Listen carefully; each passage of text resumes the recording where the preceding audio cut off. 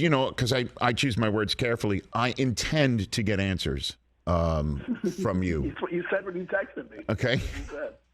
I intend to get answers from you. What is happening? You want answers? Yeah. You want the truth? I do. I can try and I can handle it. It sounds like there's just a game of chicken. I don't know when it's going to end. Yeah. What do you got for me? Here's what I can tell you, Rich, right now. Okay.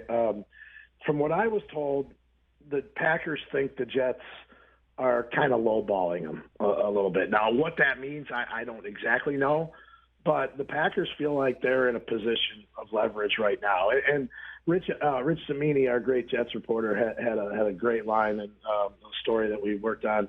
Leverage is in the eye of the beholder, which I think in this case is probably true. But I think right now, at least up until, I'd say around what is the first round of the draft, April 27th or so, I think the Packers have leverage. So now after that, they sort of lose any immediate impact help that they could get from a trade. But I just don't think they're in a hurry to just take whatever the Jets are offering. And we know that the Jets don't want to give up that pick number 13.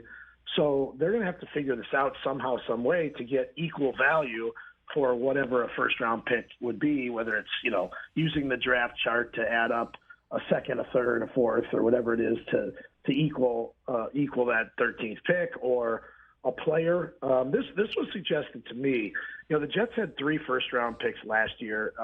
One of them, the third of the 3, was a defensive tackle, Jermaine Johnson, if I'm not mistaken. Yeah. And now I'm having a brain lock. But let's just say the Packers really liked him last year and had a first-round grade on him last year. Would they accept that as him as the equivalent of a first-round pick?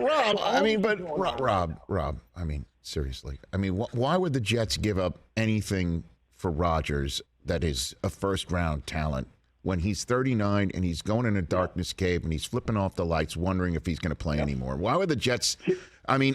honestly, it's just, and I understand Gutekunst has due diligence that he has to do, and I understand Mark Murphy has to do whatever due diligence, but clearly they don't want him back there. Everyone knows. Correct. You can't just go back to your corners with the Jets are like, we have Zach Wilson and you have Aaron Rodgers, and boy, that was, no question. Let's split the tab of Lucky's dinner in Malibu. Like, get out of here, But here's the thing. Why would they do it? Because the Jets ownership is desperate for relevancy, and they know that Rodgers is their only ticket to relevancy right now. Okay, so that's why they're probably going to be forced to pay a little bit more than they should. Now, from the Packers standpoint, you're right. You as Mark Murphy said 15 years ago when they turned from Brett Favre to Aaron Rodgers, we have crossed the Rubicon. If you remember that statement, or Mike McCarthy said that train has left the station. Yeah. Obviously, Aaron Rodgers isn't coming back, and to suggest, I know that was suggested somewhere earlier this season that they would take him, that the only way they would take him back would be as a backup, and they're not going to pay him $60 million to be a backup, obviously. So they have moved on, which is why at some point they lose leverage in this. I don't think they're at that point now, but at some point the Packers do lose that leverage because ultimately that $60 million check is still sitting out there that they would have to write. So let me ask you this, Rob Demovsky here on the Rich Eisen Show from ESPN, NFL Nation.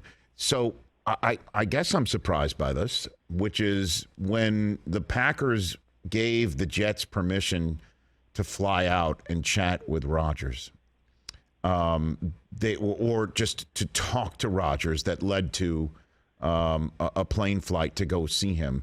There was no framework for a deal. There was that everybody's just suddenly like so shocked the Jets were interested in Aaron Rodgers, and Aaron Rodgers was interested in playing for the Jets. Get out of here with that too. So that's the part that's hard to figure. You would think that before you go down that road, or in this case, go down that runway and take off to go visit with them, that would be something that would be worked out. I have heard conflicting things on that, but I would say this: the fact that there hasn't been a deal done yet tells me that they probably didn't have that worked out. But sure, I was told by several people that this is all, it's a formality. They just got to sign off on it. But it would appear in this moment, that's not the case because it hasn't happened yet. Now, look, it's going to happen, right? Like everybody in the situation knows that at some point Brian Gutekunst is going to put his signature on those trade papers and send it to the league office, and they're going to get this deal done. But the fact that it hasn't happened yet makes me, I think tells us that they just haven't quite agreed on that. Now, it's also possible, Rich, that they could have the trade compensation part of it worked out in terms of draft picks and who's going where, and they're haggling over the financials of it right now because there's so many. This isn't just we trade you to the Jets, you send us picks A, B, C, and D, and player A, and we're done. The Jets are going to want Rodgers to rework the contract, which Rodgers has said that he knows it would have to be adjusted. Okay, he remember he said adjusted on the Pat McAfee show. Yes. And if we've learned anything with Aaron, we know that you better figure out what that word means because adjusted doesn't necessarily mean pay cut, just as immunized doesn't necessarily mean vaccinated. But I don't want to go down that road. So there's all that has to be worked out. So it's not just as simple as Joe Douglas and Brian Gutekunst, sitting down and saying, okay, this is it. You sign the paper. I'll sign the paper. We send it to New York. There's more to it than that. Catch the Rich Eisen Show every single day on the Roku channel, 12 to 3 Eastern, for free.